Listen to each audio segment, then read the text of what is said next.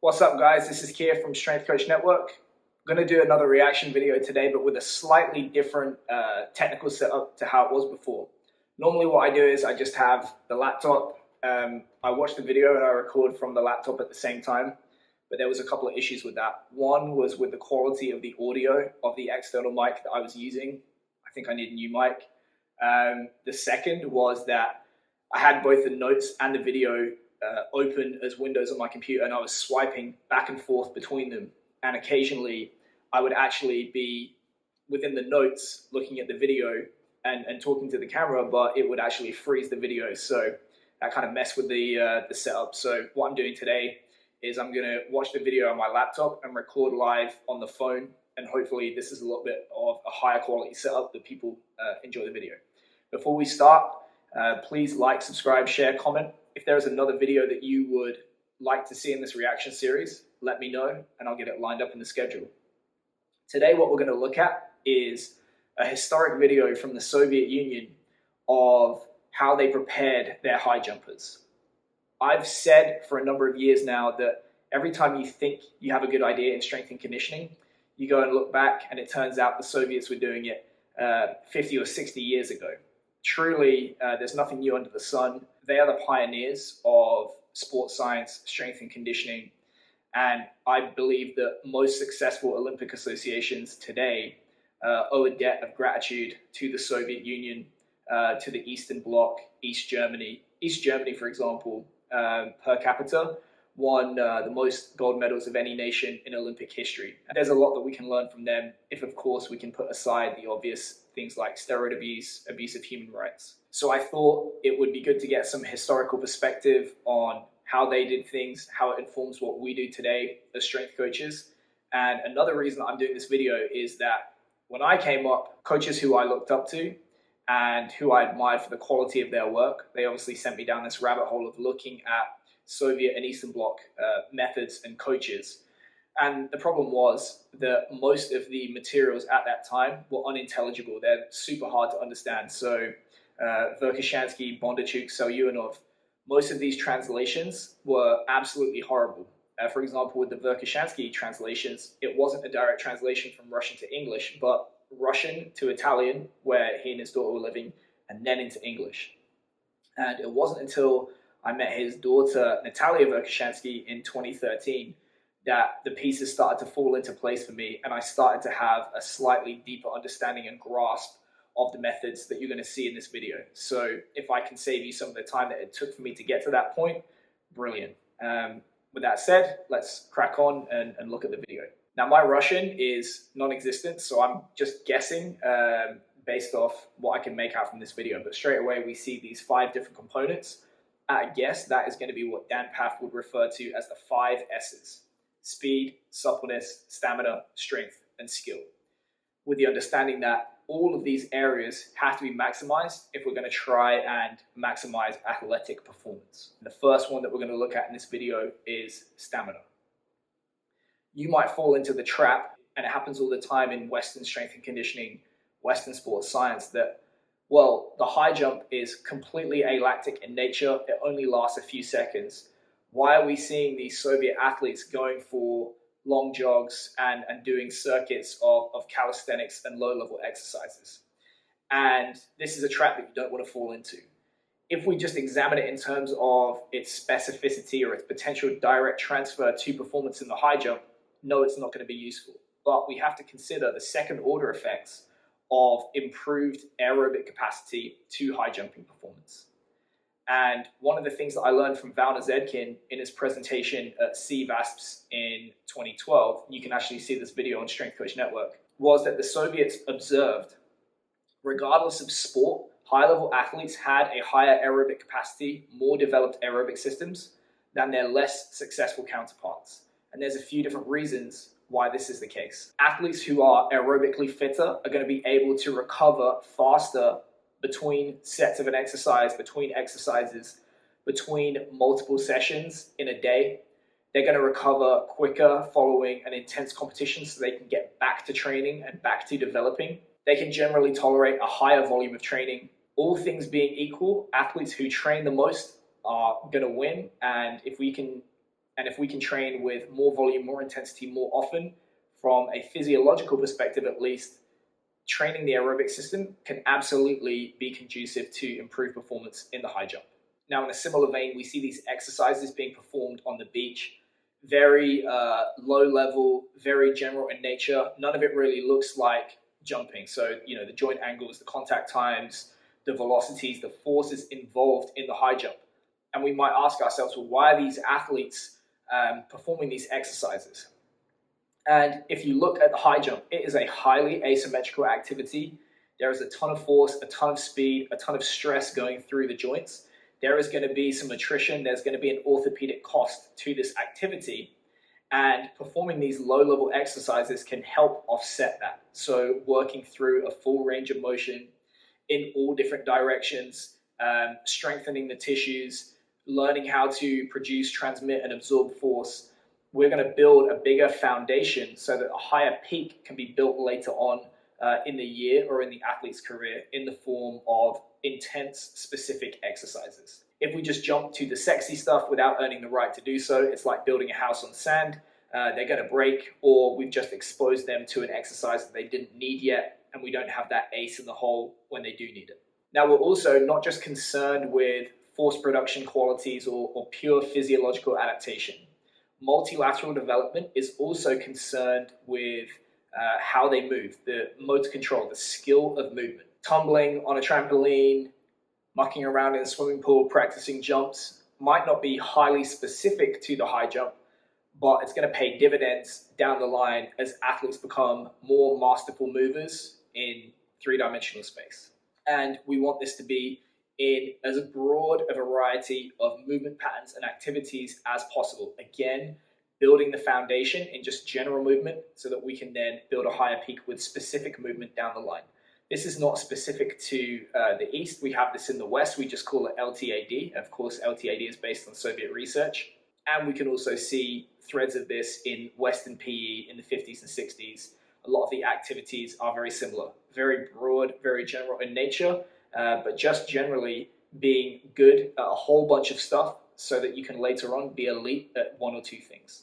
Next, we're looking at what I think is the speed section.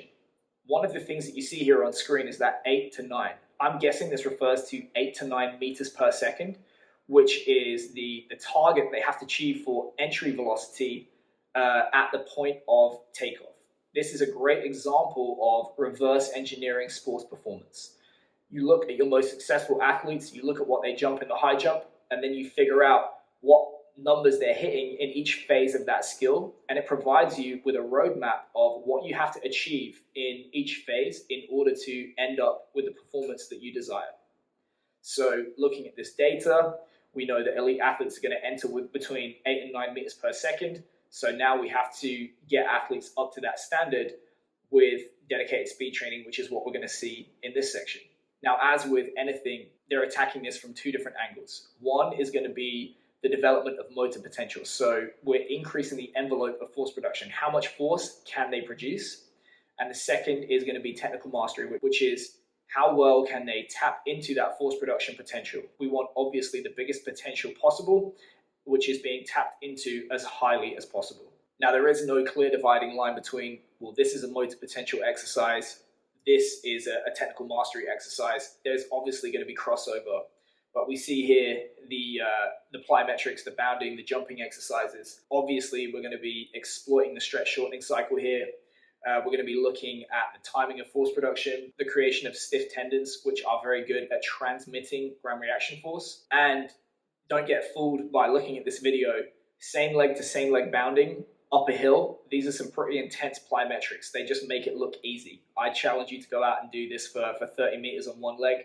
You'll see how hard it is, and you can infer from that how much benefit there may be in force production. So another thing you see being done here is these exercises for the development of relaxation.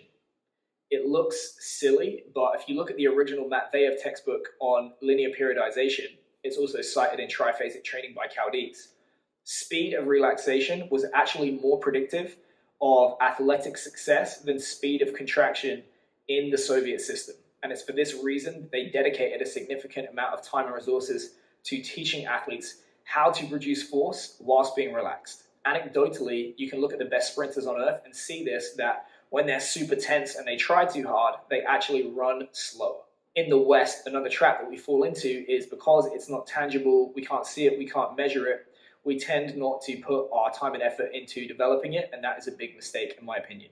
Now in my head, I tend to distinguish between exercises which I think are more elastic or reactive in nature, like jumping, versus exercises which are more contractile in nature, where you don't necessarily have the benefit of the SSC, you just have to rely on the nervous system and contracting that tissue to produce force production. I would classify the sled sprints that you see here more on that side. And of course, you can make an argument that both vertical and horizontal force vectors have to be trained in order to optimally develop speed. And of course, for the most part, jumping and plyometrics are going to be vertically orientated exercises, and adding sled resistance or tire resistance to sprinting is going to significantly increase that horizontal component.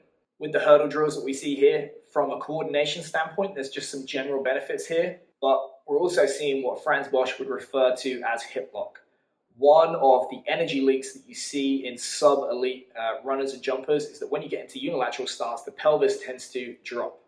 By providing an external barrier like a hurdle, as they lift their leg over the hurdle, we're contracting the glute medius on this side to get the pelvis up and over. So we've created a task and environment that is going to elicit the behavior that we want to see and strengthen those tissues. With regard to the cross-training of performing timed sprints or timed hurdle sprints, again, we might look at it and say, this is not specific to the high jump, but perhaps only track and field with maybe the addition of weightlifting.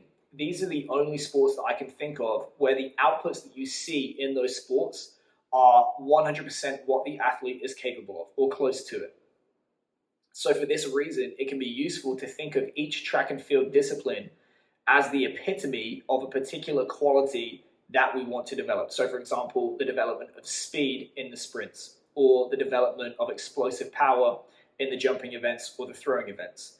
And given that we're training track and field athletes, if we can borrow from these events, it might be possible that we can better develop the qualities that we know the high jump demands, but just more efficiently within those given events. We see them using massage. We know massage brings athletes down into a more parasympathetic state, which is going to assist rest and recovery and adaptation. It can also reduce the level of residual tone that is in the muscles at rest and affect the tensioning within the system, which obviously is going to play a big role in the jumping events. Now we're getting into the strength section, and you are going to see some fantastic examples of plyometric training and the shock method, which obviously, go figure, from the Soviet Union with high jumpers, they're going to be world class at this stuff. You see a really good mix here of horizontal and vertical force production. You also see a good mix of short coupling, so exercises with short contact times that tend to be more focused on the calf-ankle complex, and long coupling, so deeper hip and knee angles, more using the knee and hip extensors to produce force production. Again, we see them being done uphill, downhill, and on the flat. Obviously, if we go uphill, those contact times are going to be longer, probably going to be more contractile. Once we start to go downhill, we're going to get more eccentric stress. And again, we have that variable learning effect where if they can produce force in all these different environments, they're going to be able to get into attractive states more easily and readily in competition. What we also see here is the measurement of outputs as they're doing these bounding and broad jumping exercises into the sandpit. Like I said, you can reverse engineer elite performance and see the numbers that athletes have to be able to hit if they want to achieve a certain result in competition.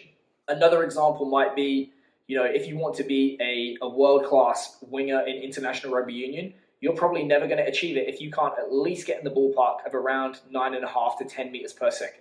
So measuring performance and setting that benchmark for athletes is going to be useful, both in the long term as something to strive for, but also within session management.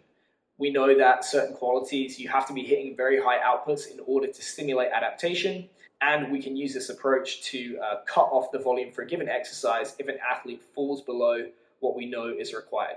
Now we have this shock method section where depth jumps are being performed off a box, onto the ground, and over a hurdle. When you consider the height of the boxes being jumped off, the fact that it's a single leg landing, and the subsequent height over the hurdle on the rebound, there is some absolutely crazy force production going on in this video.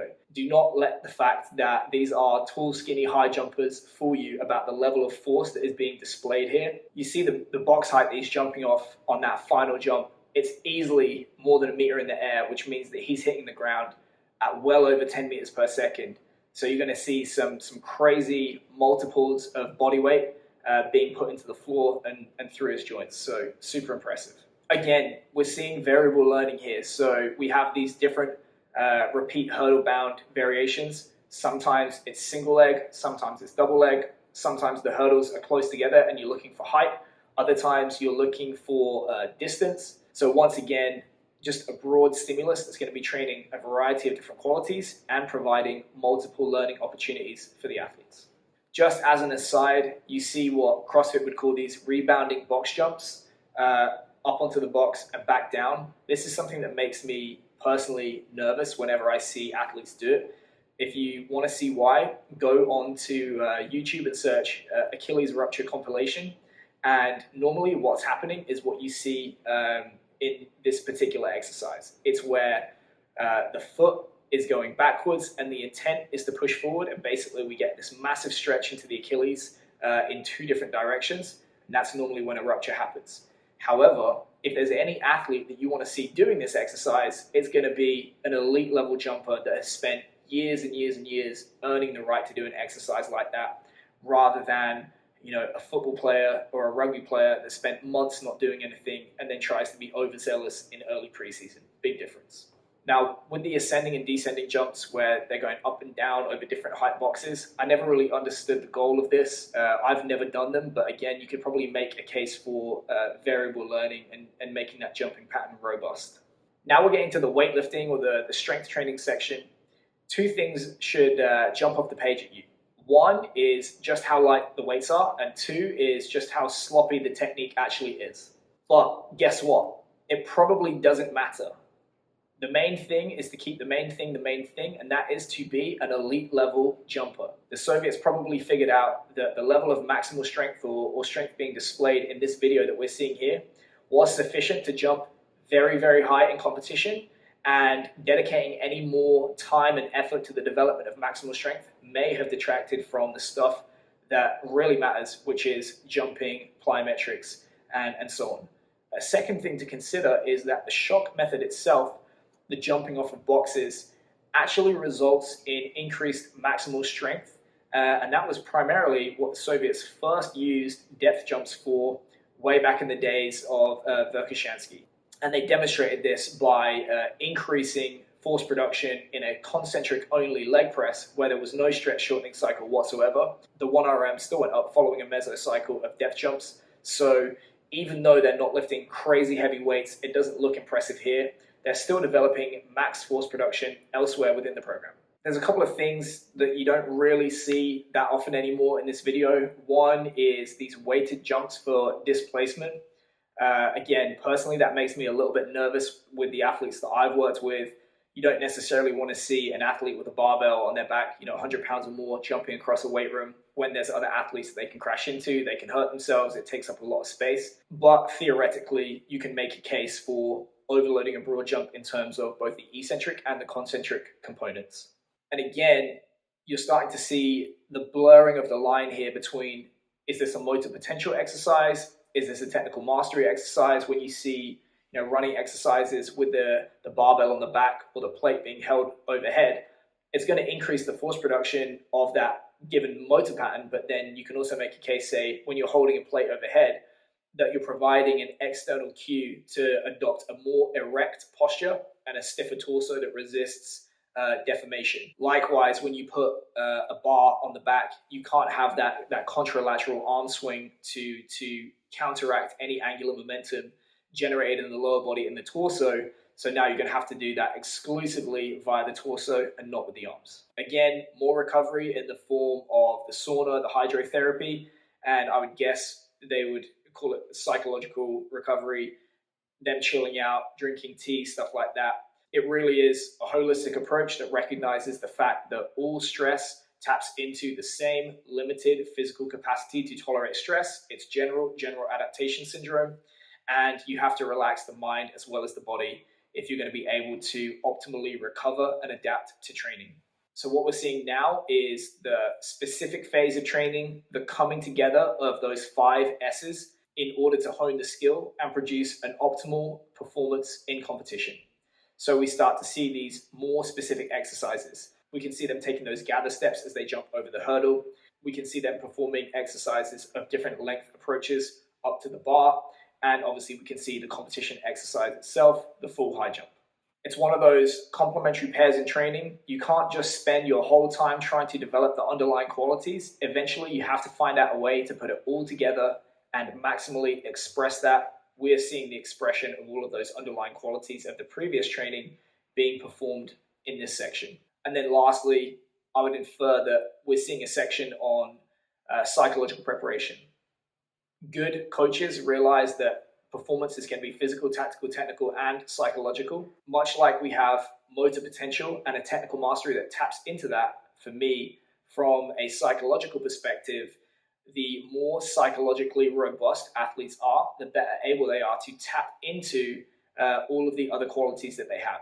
The more mentally robust they are, the smaller the difference they're going to notice in terms of performance between what they can do and what they do under intense psychological pressure of competition. The Soviets realized this, and you can see a number of different things being done in this video. So it looks like journaling, reflection, going for long walks to assist relaxation and unwinding mentally, in addition to what looks like counseling, hypnotherapy, whatever. But a strong emphasis on the psychological aspects of performance, particularly as you get towards the thin end of the wedge, namely competition. So all in all, fantastic. The results speak for themselves when you consider where our understanding of the science was at that time. The Soviets were absolutely light years ahead. They're actually light years ahead of where many people still train today. And I think we can take a ton from this in our own work. I've taken a ton from videos and books and methods like this, and I hope you can do the same. Thanks. Congratulations on making it to the end of the video. Why don't you celebrate by watching more just like it? You can also help us on our quest to placate the algorithm gods by liking, sharing, subscribing, and commenting. Thanks.